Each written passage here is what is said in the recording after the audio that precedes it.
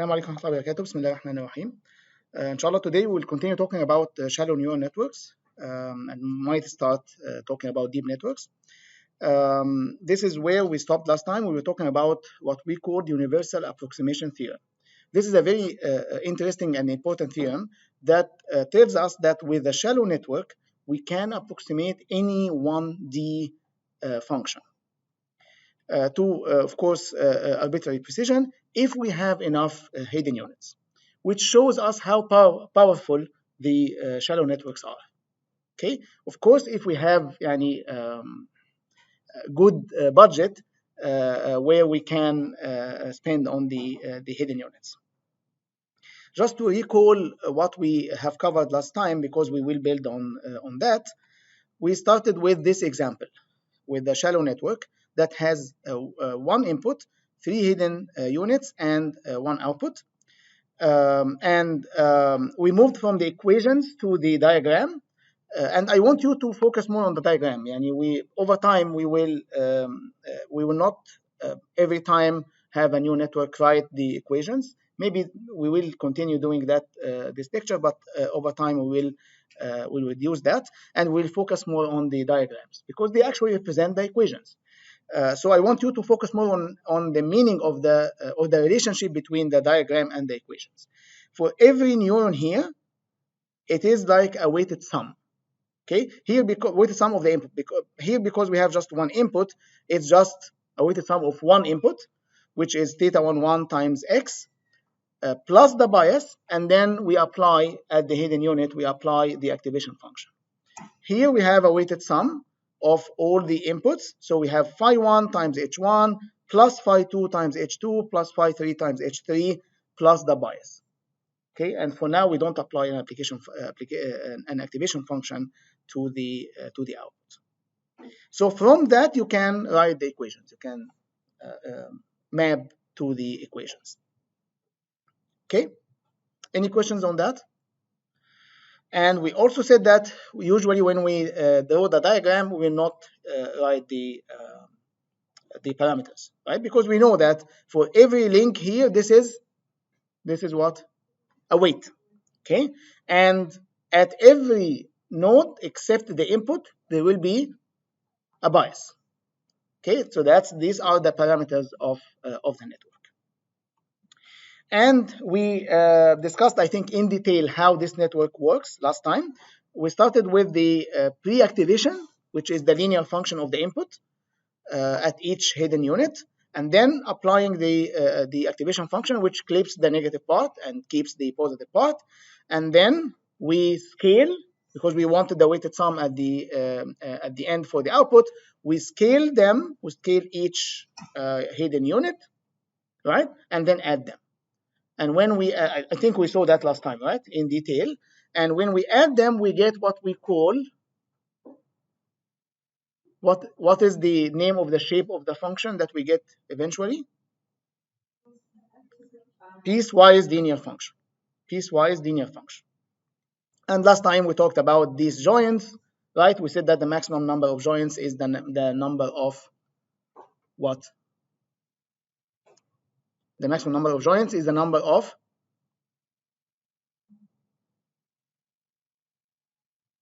how do we get these joins?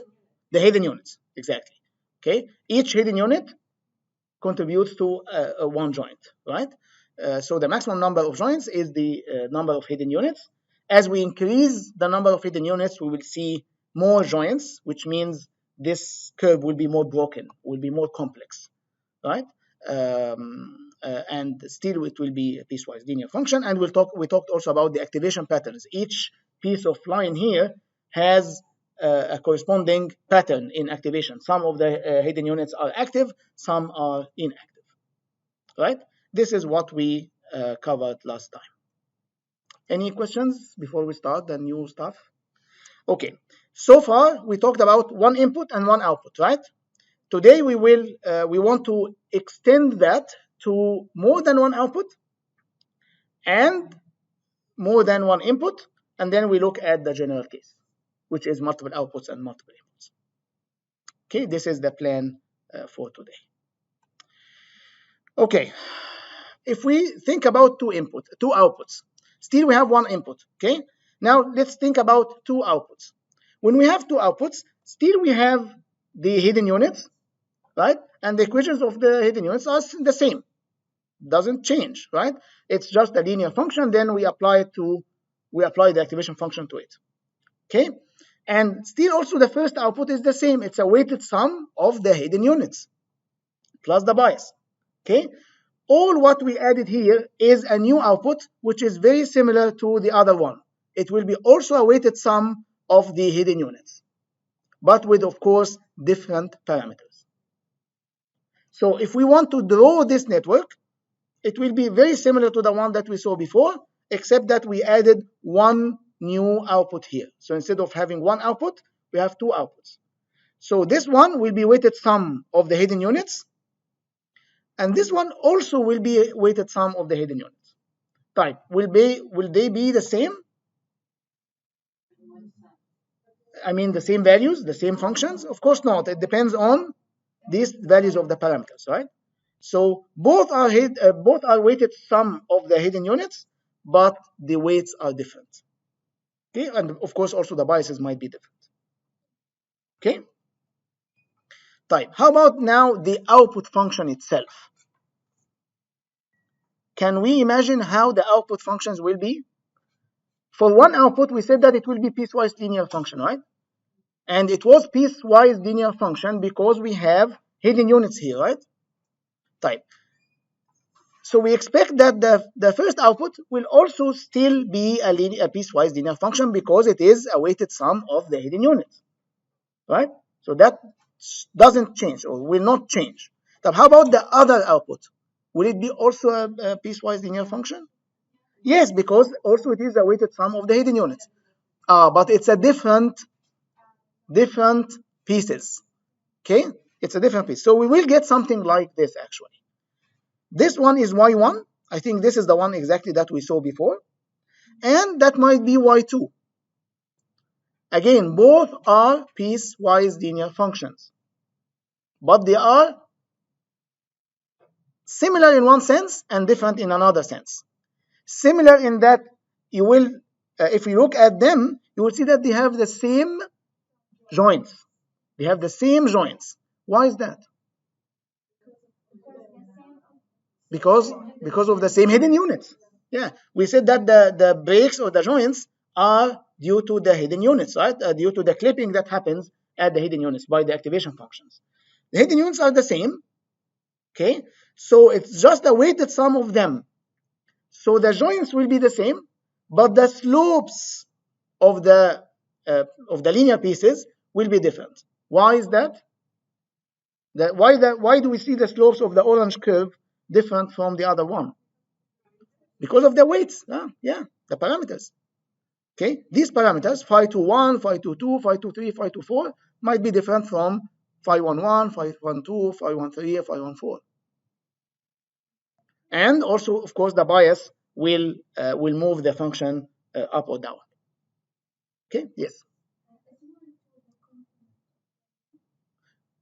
Y2 is the complement of Y1? No, doesn't have to be. Doesn't have to be. No, it depends on the weights. It might look like here, of course, not exactly. Yeah, not exactly. Yeah. So in general, no, of course. Okay. Good observation. Any other questions? Did you understand why we have the same joins? Why do we have the same joins? Because we have the same hidden units. The hidden units didn't change, by the way. And if you look at the equations of the hidden units, they didn't change. Same hidden units, same equation for the hidden units, and same hidden units that we use to compute the output. Yani y1 is a weighted sum of the hidden units, and y2 is a weighted sum of the hidden units. Same hidden units. Okay, so that's why the joins here are the same, but the slopes will be different because you remember the hidden units, we scale them and then we add them, right, to get the output. So when we do these two steps, scaling and adding, we will have a different shape of the function. I mean different slopes, okay, of the pieces, but at the same exact joints, at the same exact values of x. of the input. Okay, is that clear? Any question about that?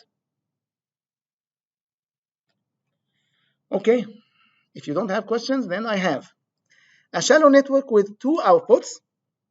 A shallow network with two outputs, like the one that we just saw, will have the same exact joints in the output functions, or will generally have different joints in the output functions, or will have the same exact joints in the output functions only if both of their sets of weights are the same.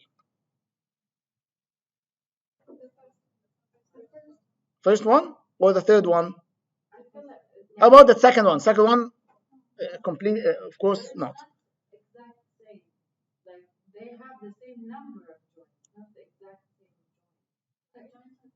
No, it's same exact joints. In general, they are the same at the same values of x. Yeah. But the weights might be different, right? So it's not that we will have the same joints because the weights are the same. Actually, the weights in general will be different, right? So the slopes will be different, but at the same values of the joints, at the same values of x. Okay, is that clear? Sure. Okay. Very good. Another one. How many parameters are in a shallow network with one input, 60 hidden units, and two outputs? Okay. I corrected my mistake. Last time I told you 3, so you started to write equations, right? I decided today to make it, actually I was about to make it 600 and I said 660. Same idea. You will not be able to write the equations, okay? So then what should we do? Then you should imagine the network, okay? That's what I want you to do. Imagine the network and think of the number of parameters. When we talk about the number of parameters, we talk about the number of weights and biases. How about the weights?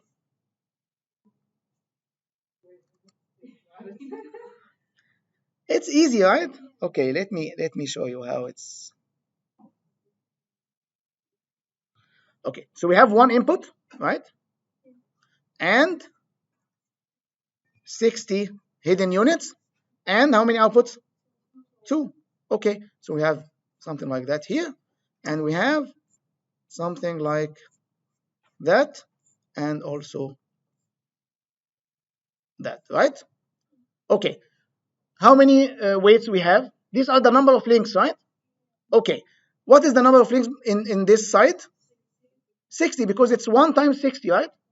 Here we have 60 times 2, because each one here is connected to the 2 here, right? So it's 1 times 60 plus 60 times 2, right? That's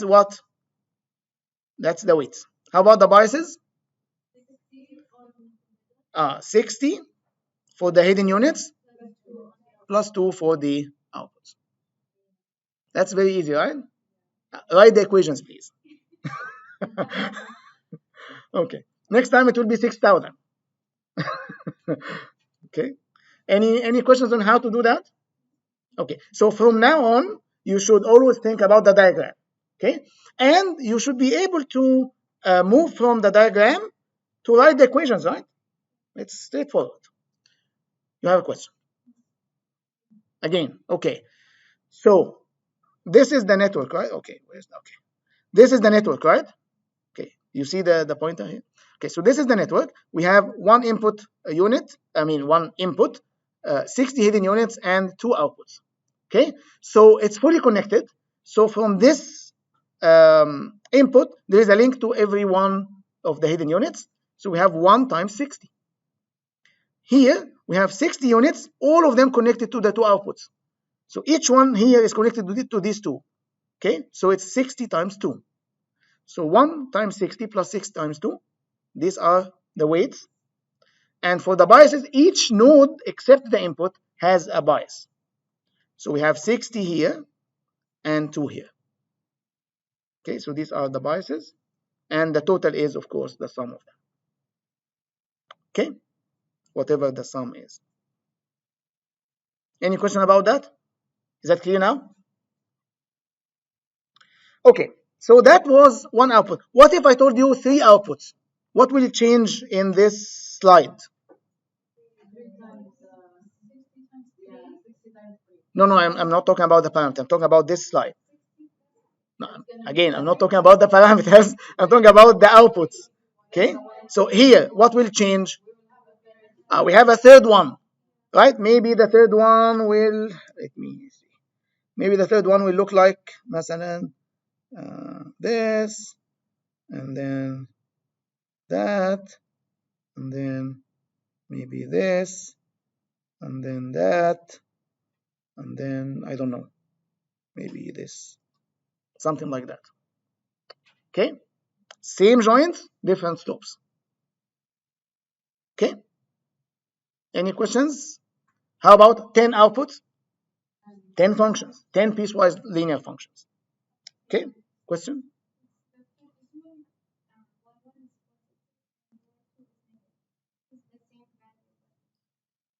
It depends on the weights, right? It depends on the weights and the bias also. Maybe the bias will increase or decrease. Yeah. Okay. There is no restriction that y1 or y2 should be. You see here, it's actually oscillating. Sometimes positive, sometimes negative.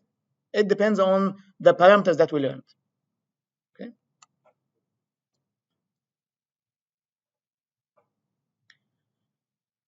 Okay. Any questions? Very good. Okay. Now we extend to. So we extended more outputs, right?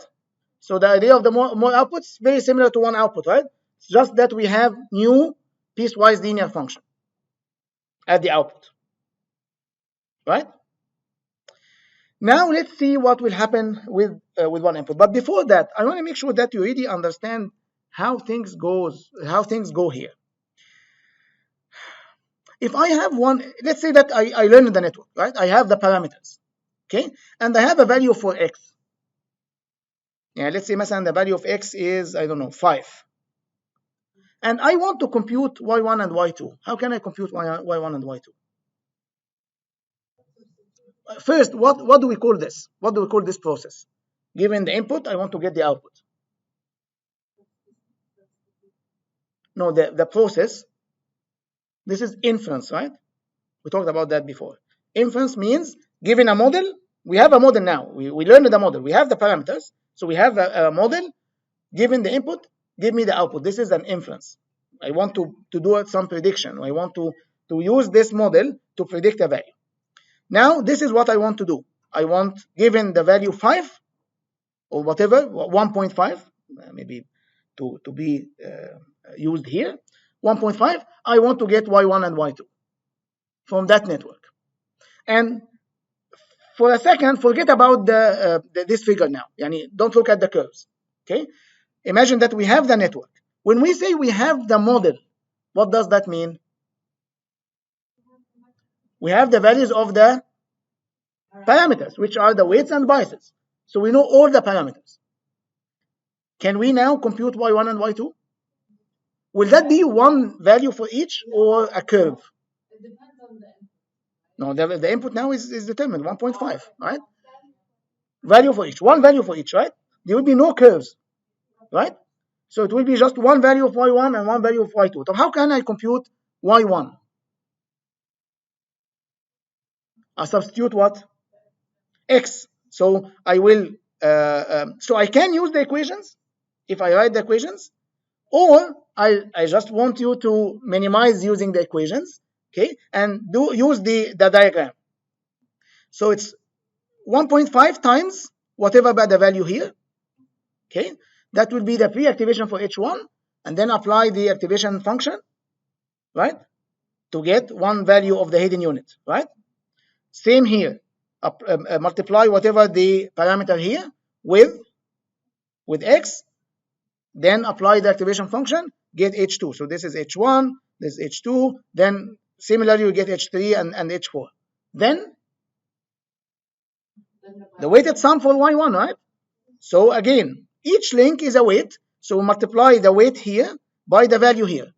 So whatever the value of H1, we multiply by that weight, add all this, so this will be the weighted sum, right? From all the hidden units, 4 hidden units, we have the weighted sum, add the bias, we forgot to add the bias here, right? So there's a bias for each hidden unit here. Then we add the bias to this and apply no, there is no activation function here. So this is just at the output. So far, there is no activation function. So it's just a weighted sum. That weighted sum will give us y1. Similarly, we can also do y2, right? What will be the difference? Same hidden units. We'll not recompute the hidden units, right? We will not recompute the hidden units. We will only recompute the weighted sum here, right? And you understand what we mean by the weighted sum here, right?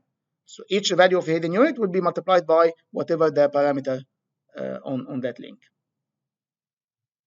Okay. Right. If we have the curves, which doesn't happen in reality, of course. In reality, we have the parameters, by the way, and we know how to do this computation. This is called, by the way, forward pass in the network. We go from the input to the output. If I have the curves, just for fun, then if I told you I want to get the value of y1 if x is 1.5, what should I do? Look at the value. Where is 1.5 here? I think this. Let's make it 1.4 to be more interesting. Okay, 1.4. I think this is 1.5 probably, right? So maybe this is 1.4, right? So you go up here. Sorry, up here. This is phi1, not phi1, y1. Okay, how about y2? Go up here and sorry, that would be y2, right? And these values, of course, should match what we will compute from the network. Usually, we don't have these curves. We have the network, which means we have the parameters, and we know how these parameters are used in the model.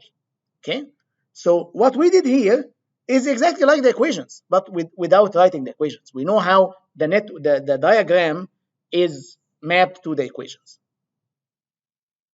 Okay, you're lost, right? Okay, you're lost. Where? Do you know, if I told you I know all the parameters, where are the parameters here? Where are the parameters? Okay, let me erase this. If I give you this network, can you tell me where are the parameters?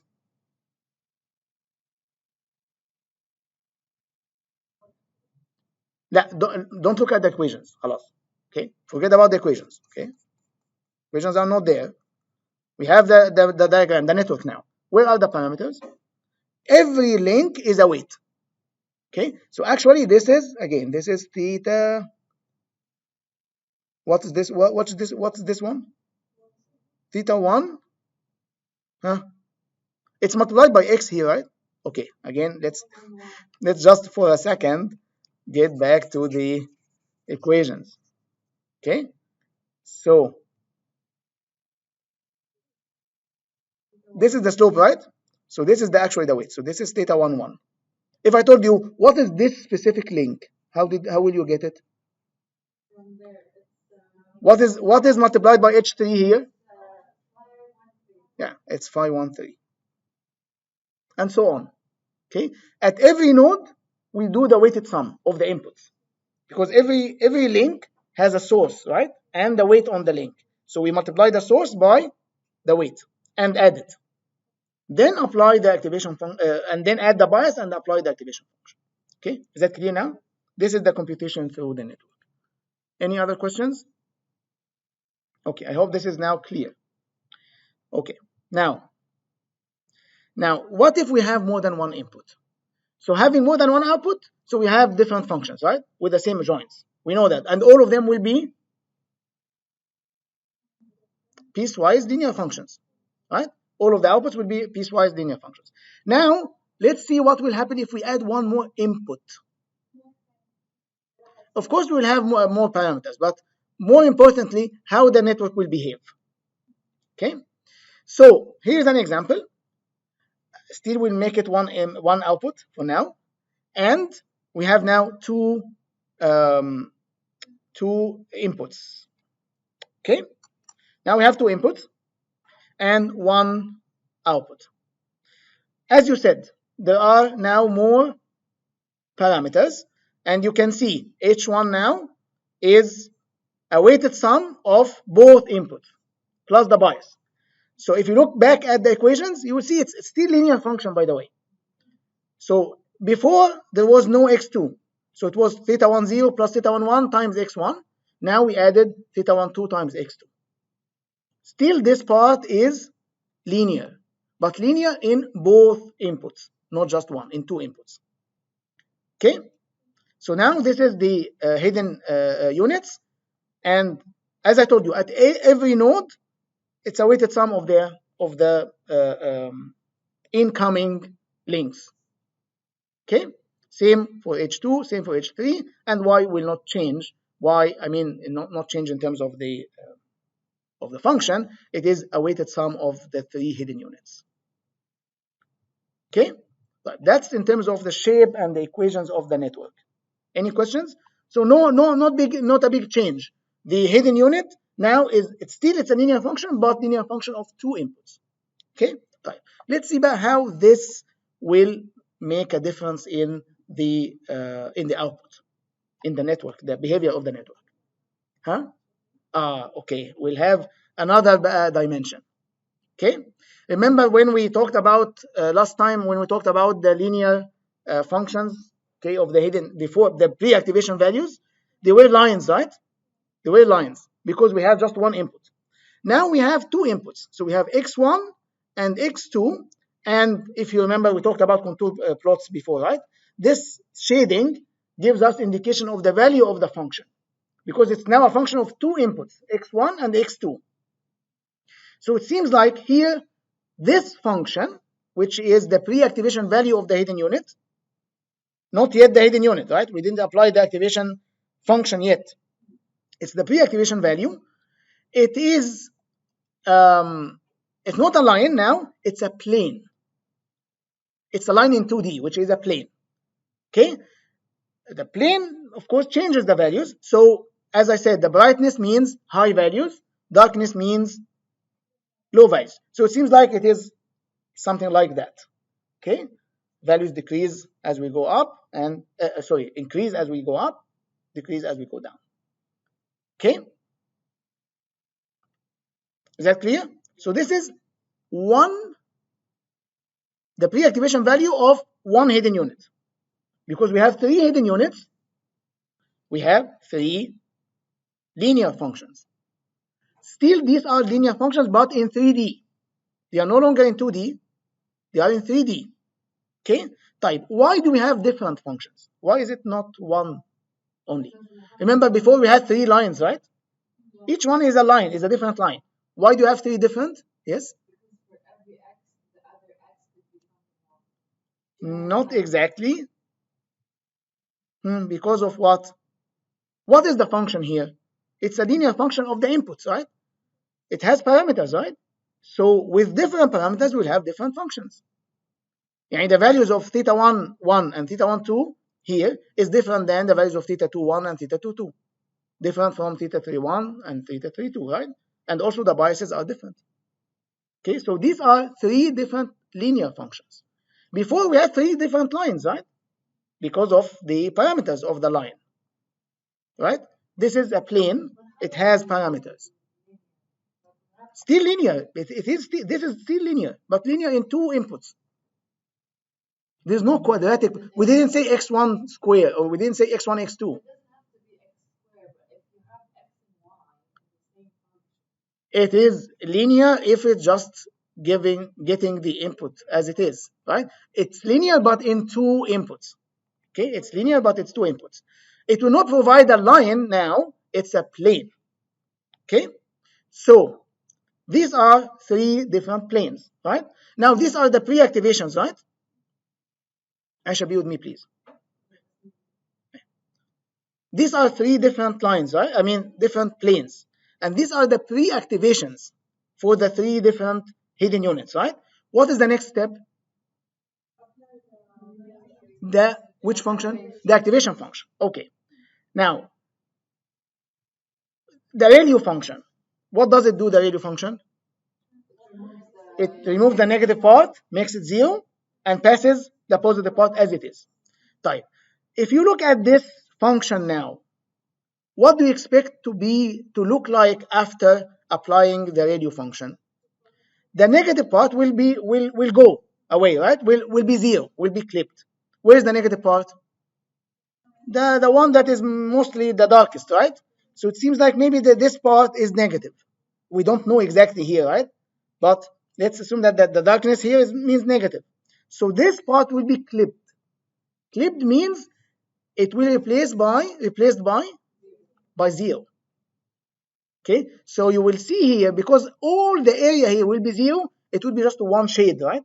Which represents the 0 value. Okay, that's exactly what we see here. So it seems like this whole part is the negative part. That's why all of that side is 0 now. And that shade is actually the 0. Okay? And the other part is it's still the same, right? That's the activation function passes everything that is positive as it is and clips the negative part. Okay? Type. What is this line?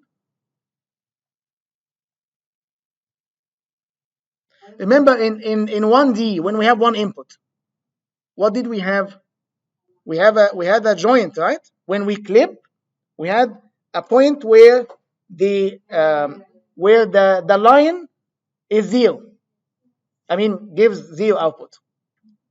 But now we have 2D, so this joint becomes a line. It's no longer a point. Okay, it becomes a line. And as I told you last time, the contour lines here means all the points on the same line have the same value, the same output value, which is in this case 0. So that's now the joint. Same concept like what we did before, right? Before it was a point. Okay? Here, now it is a line because we have 2 inputs. Same idea for the other hidden unit. Where's the negative part? The darkest, right? Darkest. So it was clipped and the 0 replaces. Same here. Where's the darkest side? This part. Okay? So it was clipped and all of this area now is 0. Are you following so far? Yes.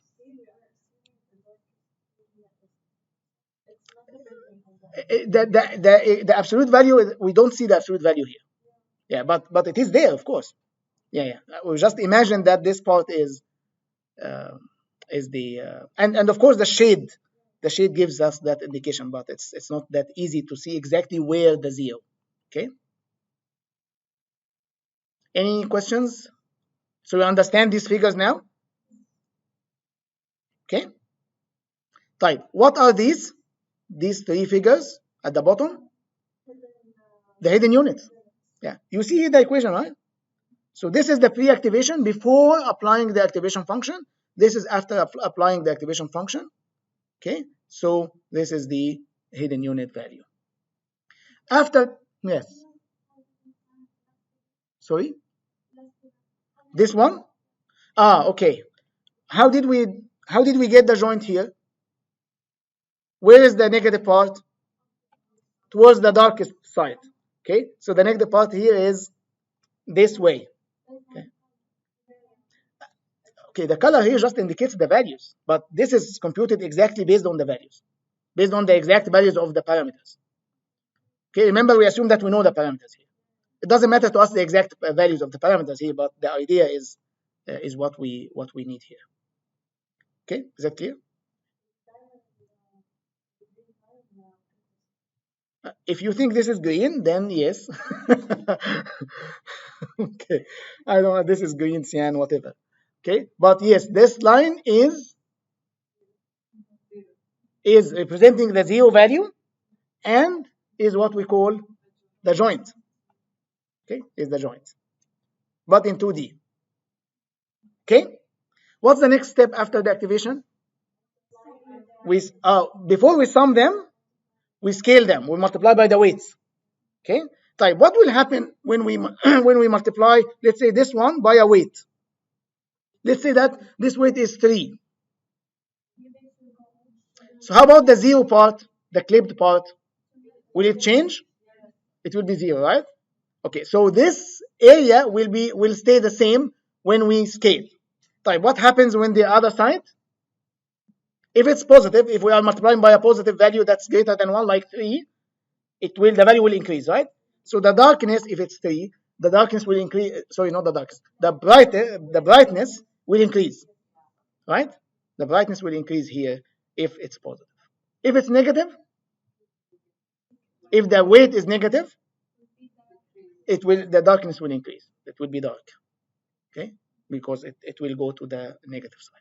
Same idea here, same idea here. So let's see when that happens. This is step number 3, which is applying weighting, okay, multiplying the weights. Can you guess here from the figures the sign of the weight and whether it is more than 1 or less than 1?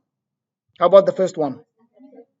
The first one, it seems like it's negative, right?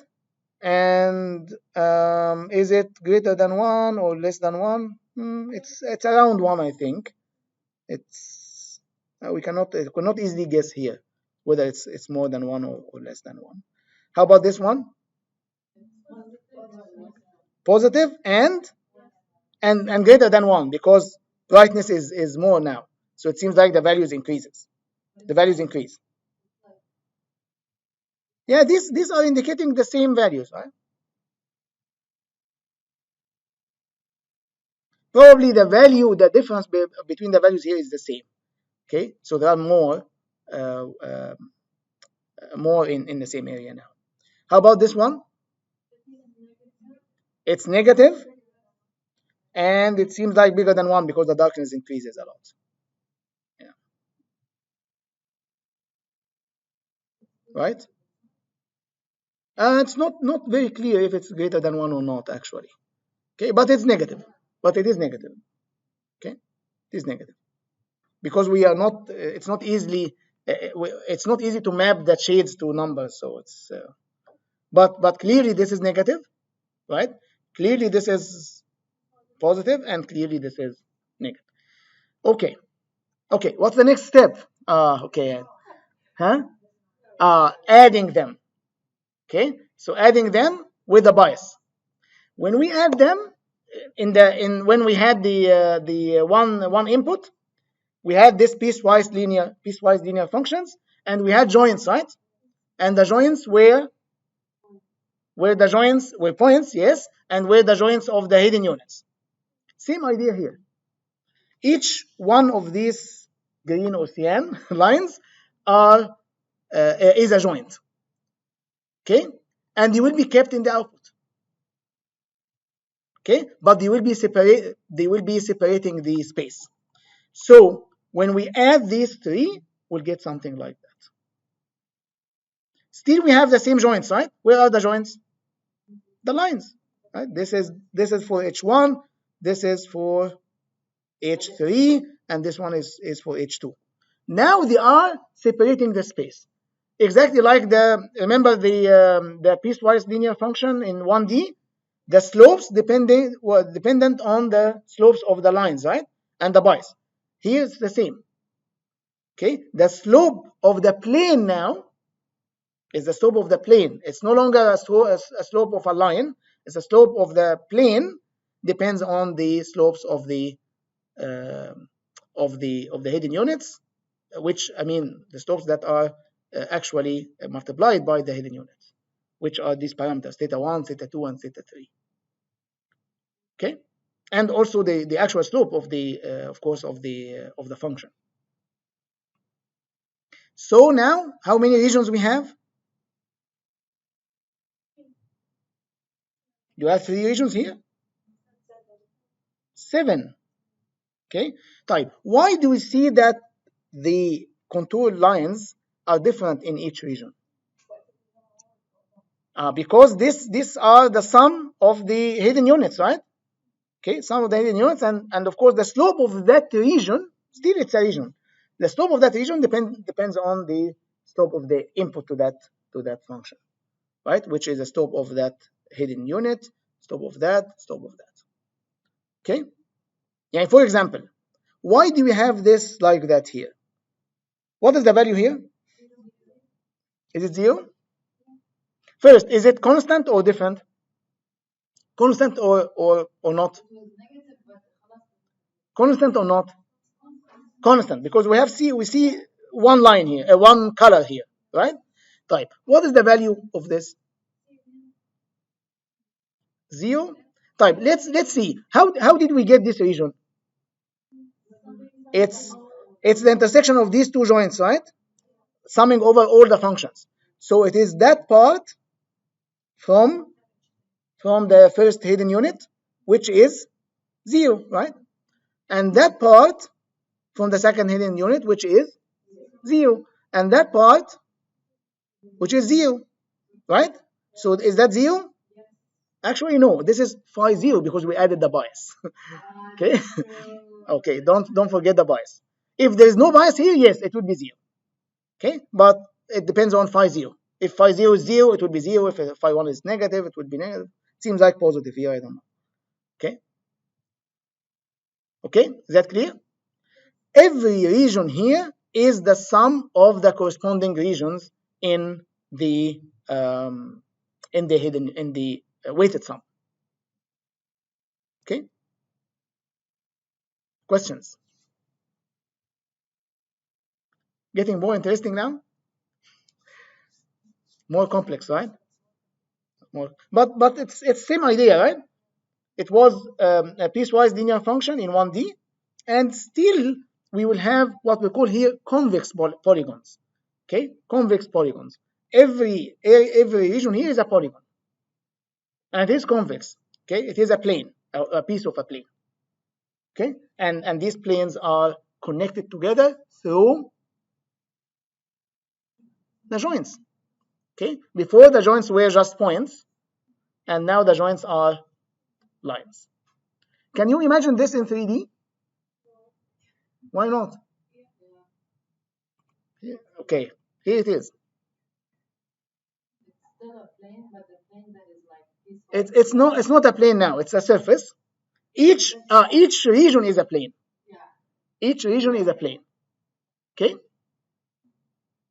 It's a connected pieces of planes. Okay. And as you can imagine, here you see this. Do you see this brightness? And we said that imagine that this is increasing. This is this area, right? Because we are looking at it from top. Okay. So that's the brightness. So this area actually is this plane. Okay. And how about this one? That's this part, which should be constant. Okay. Any question on that? Okay.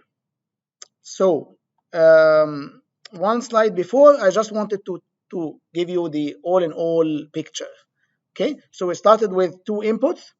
We get these as hidden units, and the hidden units now they are not just clipped lines; they are clipped planes. Okay, and then we sum them, we weight them and sum them and add the bias to get the final function. Okay, which are connected convex polygons. And this is in terms of diagram and equations, just to put everything side by side. That's the diagram, which is representing these equations, and this is the behavior of the of one example of that network. Okay. Now, if we add one more output now, what will happen? So this is two inputs. This is two inputs with one output, right? Now imagine that we added one more output here. What will happen?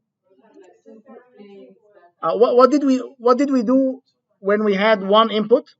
We had two functions, right? Two piecewise linear functions. Now we will have two We have another one like this, right? We will have another one like this for y2. Okay, how different it will be? Will we have the same joints? Yes, we will have the same exact joints, but the slopes will be different. So it won't be exactly like this surface. It will have the same joints, but different slopes. So two surfaces, okay, two different surfaces, but they are broken at the same joints. Okay, is that clear?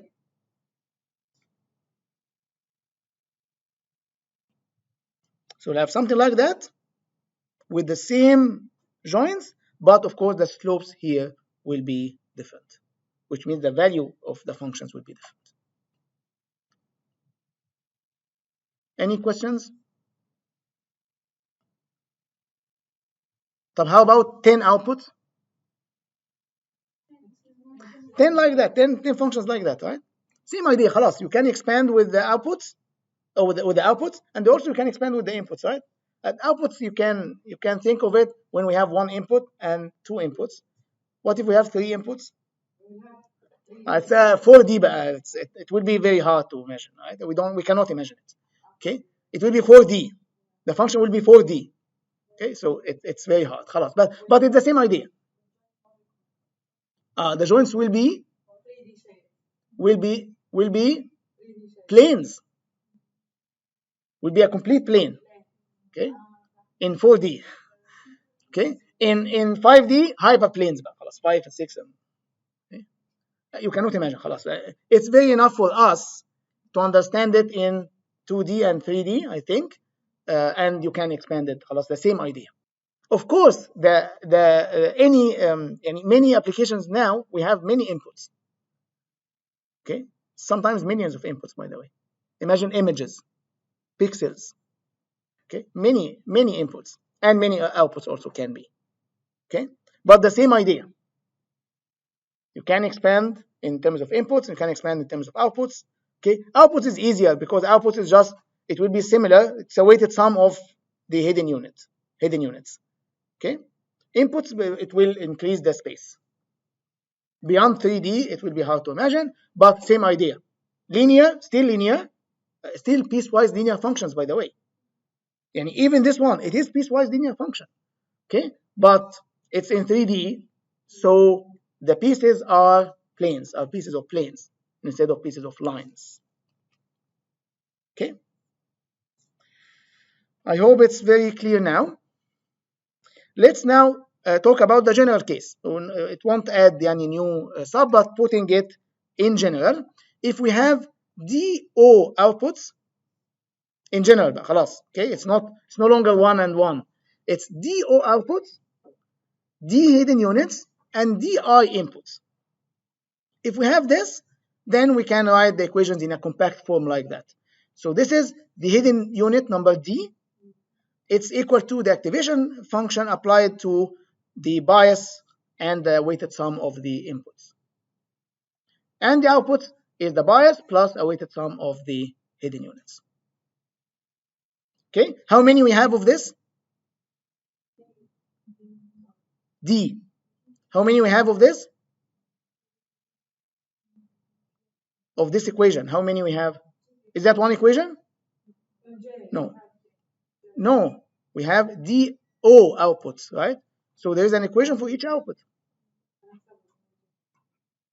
right? So we have D hidden units. So one equation per hidden unit.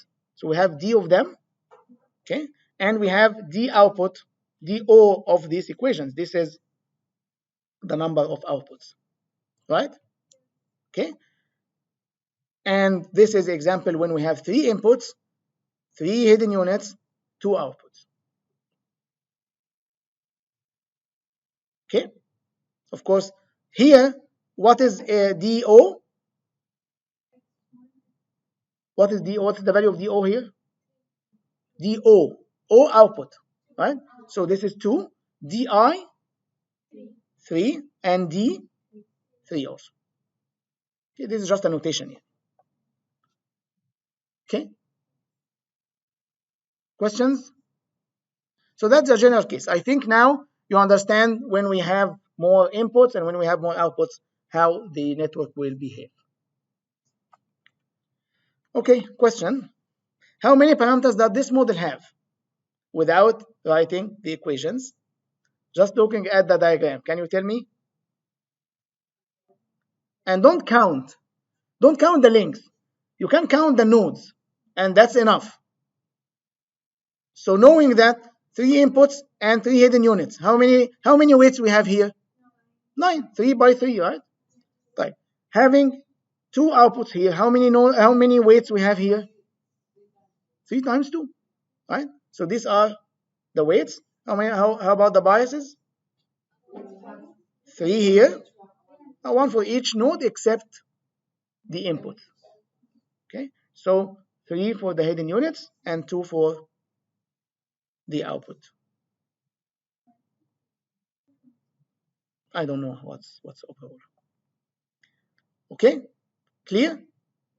Any questions?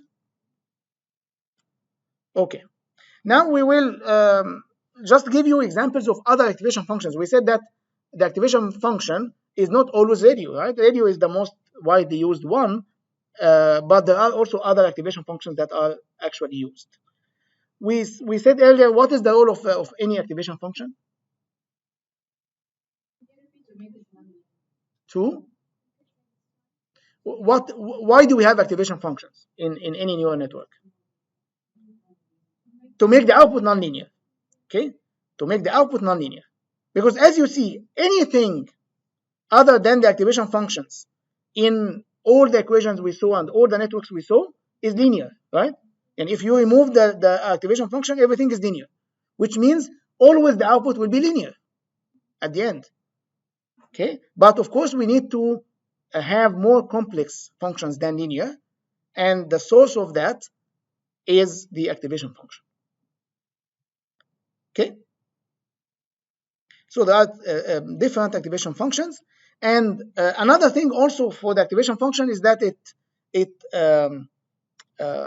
based on the specific activation function, for example, the radio, it activates and deactivates some nodes at different values of the input. Okay, so it has at every range of the input, it will have an activation pattern. Okay, so it's like controlling the parts of the network that should be active and parts that should be negative for specific values of the input. We'll talk, inshallah, later about the activation functions, and you will see them also, some of them, in the homework. Okay. Okay, so we'll extend a little bit the terminology that we discussed last time. Y offsets are the biases, slopes are the weights. If everything in one layer is connected to everything in the next layer, we call this network fully connected network, which is all the networks that we discussed so far.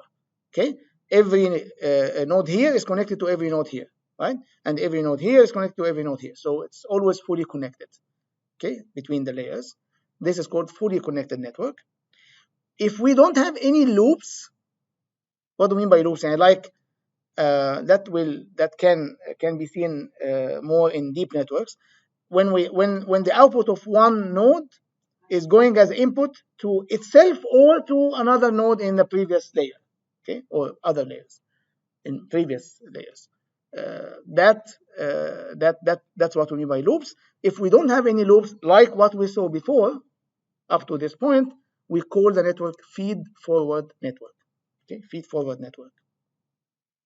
We don't go back in any computations, right? And as we said last time, the values after radio are called activations. After we apply the activation functions are called the activations, and the values before the radio are the pre-activations values. When we have one hidden layer, we call it shallow network, and this is all what we saw before. And if we have more than one hidden layer, we call it a deep network. And as we said last time, the number of hidden units indicates the capacity of the network. Okay. Okay. What remains from this session is to talk a little bit about the number of regions. If you remember when we talked last lecture about the number of regions, if we have one input and let's say مثلا 4 hidden units, how many regions we will get? Maximum 5, right? Right? Maximum 5. Type. You saw today when we added an input, the number of regions increased, right? And with 2 inputs, I think it was 3 hidden units, we had 7 regions, not 4, right? We had 7 regions. So actually the number of regions grow with the number of inputs and the number of hidden units. How? Let's discuss this. So this is showing, this is a graph. Let's look at the left one. It's a graph that shows how the number of regions increases, the maximum number of regions increases when we increase the number of hidden units and when we increase the number of inputs. So the lowest curve here, so the x-axis here is the number of hidden units. Remember, this is shallow network still, right? So it's one hidden layer. It's just, this is the number of hidden units in this one hidden layer. So x-axis is the number of hidden units, y-axis is the maximum number of regions. Okay? If you look at now these curves are for different number of inputs. So the lowest one is when di is 1, which means input is 1. When input is 1, what is the maximum number of regions? No. When input is 1 and we are changing, remember we are changing the number of hidden units. What will be the number of regions? Plus 1. Yes, so it's very small and it's almost, it's going with the number of hidden units, but this is, remember, this is a log scale. It is increasing, but it is increasing just by 1 over time, linearly. Okay? This is the slowest one. As we increase the number of hidden unit, number of inputs, the number of regions, of course, increases. In particular, if you look at this point, this is on the curve where the number of inputs is 100. So we plotted this curve when the number of inputs is 100 and we are changing the number of hidden units.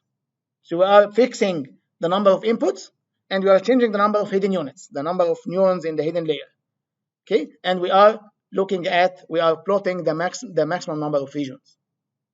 You see here, it is growing, okay, yani very excessively. Okay, this is log scale. This is not linear. The y-axis here is the log scale. So for this particular point, how many hidden units we have? It's 500. How many regions we have?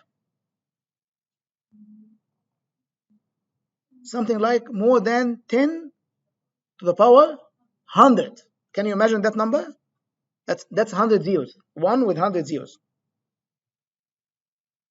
Okay, that's the number of regions with what? With which network? 100 inputs and 500 hidden units. Yeah, they're not even thousands yet. Okay, 100 inputs, 500 hidden units. We can get up to 10 to the power 100 regions. What does that indicate about the output function? Is it very simple or very complex? Now these regions are what? These are the pieces of the line, right? Of the linear functions. Okay, so no, not this line. This is not the output function, right? This is just the number of regions. I'm talking about this point. It is every point on any of these curves represents one network. One network. What's D? D is the number of inputs. Sorry, D is the number of hidden units. D is the number of hidden units, which is the x-axis. The y-axis is the number of regions. These different curves are for different number of inputs. Okay, so this point represents a network that has 500 hidden units and 100 inputs, it gives us 10 to the power 100 regions. That's very complex function, right? It has 10 to the power 100 pieces. Okay, it's still piecewise linear function, but it is very complex. Same point here on the right side of the figure. It is a plot where we plot the function between the number of parameters. So the x-axis here is not the hidden units, is the total number of parameters. Okay, and still the y-axis is the number of regions. And the curves here are the different number of inputs. So that same point, by the way, it's the same point here. Okay, but instead of representing it with 500 hidden units, it is represented by whatever the number of parameters here, which is more than 50,000 parameters.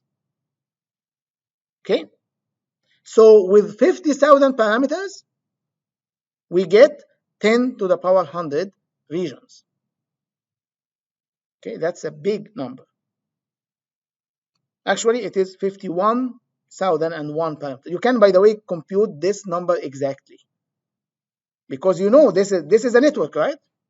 You can compute, you can make sure that you know how to get this number. Okay. So the idea of this slide is that the number of regions goes very quickly with increasing the number of hidden units and increasing the number of inputs. Okay, you see the curves are very high, which gives you an indication of how powerful are these functions, right? These networks. Now each point here is a network, right?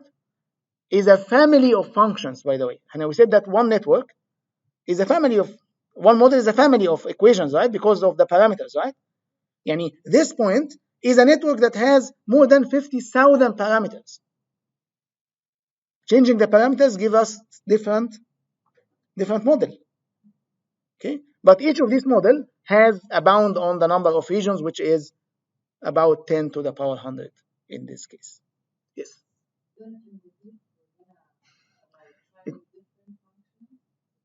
We didn't get deeper yet. Okay, of course you could expect the number of regions will increase or decrease. Will increase with more hidden units, with more hidden layers. Of course it will increase. Okay, it will be more powerful. Okay. Okay, the number of regions can be computed actually with an equation, with a formula, which is actually proved and proposed in 1975. It's actually the number of regions created by specific number of planes in a space of specific dimensions. So if we have di dimensions, which are in our context representing the number of inputs, and we have d planes, which are actually the hidden units. Remember the hidden units, each hidden unit is like, it's a plane that is dividing the actual space, okay, by the activation function, right? By the clipping, it is, or actually without even the clipping, it is dividing the space into two parts. So if we have d space, if we have a space of di dimensions, and we have the d planes, which are the d hidden units in our context, then this is the number of the maximum number of regions. Are you familiar with this notation of the combination notation? Okay, so this is d choose j, right? So if this is d, not di, d is the number of hidden units. If this is d, then you know from mathematics that this summation is 2 to the power d, is equal to 2 to the power d. And 2 to the power, if we do this, if we say d choose 0 plus d choose 1, this is the expansion of this summation, right? Plus d choose 2, so this is d, okay? Plus d choose d, where d is any integer, of course positive integer, then this is equal to 2 to the power d. This is proved. Okay, so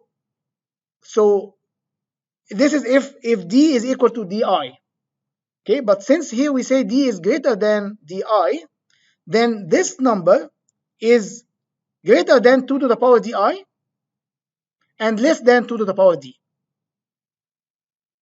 Okay, did you get that? Because this is this d is greater than di. Okay, so this summation is greater than 2 to the power di to the minimum of them, and less than 2 to the power maximum of them, which is 2 to the power d. So for example, if let's say مثلا di, which is the number of inputs, is let's say 3, and the d, which is the number of hidden units, is 10. So you can compute the maximum number of regions by this equation, by this formula, or you can, to get a rough idea of how many we have, then this number will be greater than 2 to the power di, which is 2 to the power 3, and less than 2 to the power 10. So so greater than 8 and less than 1024. Okay, something like that. Okay, quickly, I know that we are over, but quickly, the intuition. How did we get this? The intuition behind that, just 1 minute. If we have just one input and one hidden unit, so this hidden unit will be like a point that separates the space into two parts. If we have two inputs and two hidden units, each one will be like a line. If we align it with the axis, it will be like a line that separates the space. So we have two lines, separates 2D space, then it will be 4 regions, right? If we have 3 and 3, 3 inputs and 3 hidden units aligned with the axes, then they are each new hidden unit, each plane now will divide the space into 2 parts. Okay, so 2, then 2 of 2, and then 2 of 2 of 2, which means here it will be 2 to the power 0. Sorry, 2 to the power 1. Here it will be 2 to the power 2. Here it will be 2 to the power 3. Okay, and so on. So that's the intuition. Okay, so what do we have so far? We have a model that, instead of the regression that we started with, I think 2 or 3 lectures ago, we started with one input, one output, right? The regression model. Now we have a model that takes many inputs and produces many outputs, and it's not linear. It can actually approximate any nonlinear function with some precision if we have enough hidden units. Okay, any questions? Thank you. See you inshallah on Wednesday.